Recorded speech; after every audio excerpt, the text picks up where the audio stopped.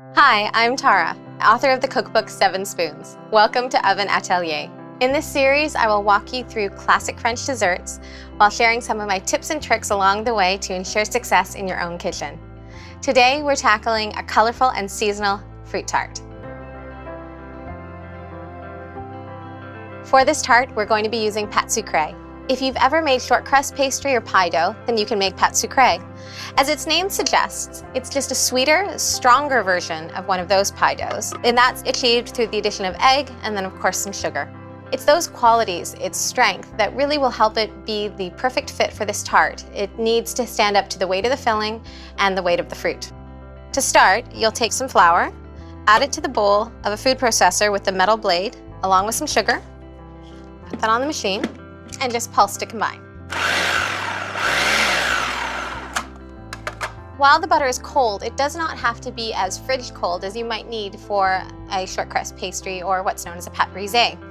It needs to be cool enough that it doesn't melt, but we actually are going to blend it a little bit into the flour and other dry ingredients.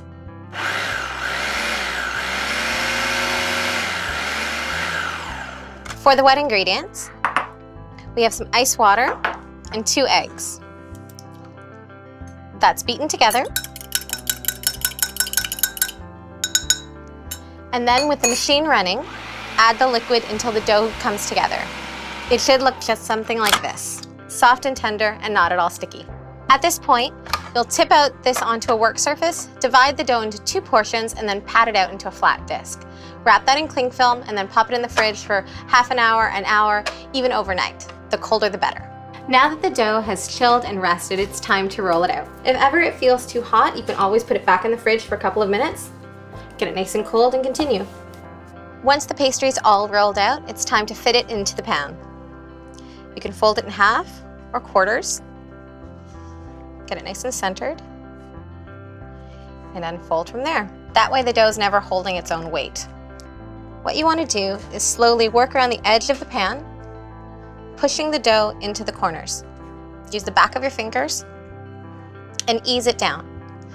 This will give you a nice thick side, and make sure that the dough is getting into all those little fluted edges so that when we turn it out, you get nice definition on those scallops. Once that's done, take a paring knife and trim away any excess. After trimming, we dock the dough. All it is piercing the dough with the tines of a fork at regular intervals to release any excess steam as it bakes. Line the shell with some parchment paper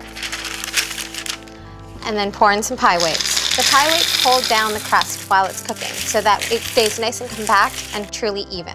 If you don't have pie weights, you can also use beans, dried rice, or even granulated sugar.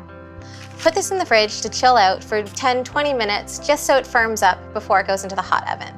Then we'll bake it, first covered and then uncovered, until golden brown and completely set. You don't want to see any translucent parts in the middle.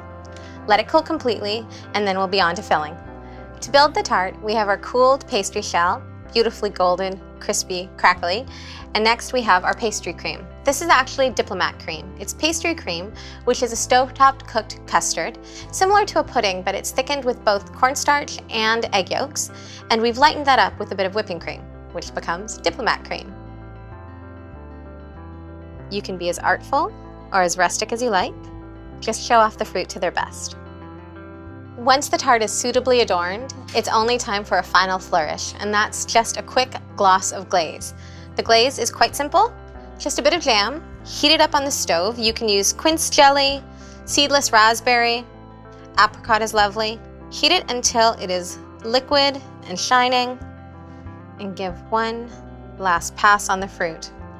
3 components, and yet a showstopper of a dessert. A fruit tart like this one always impresses, and what's more, it absolutely satisfies.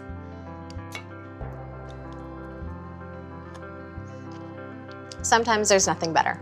Be sure to head on over to bemakeful.com for more recipes like this one, or follow along at @bemakeful to see what I'm making next. If ever you try one of these recipes at home, please use the hashtag Oven Atelier so we can see what you're up to.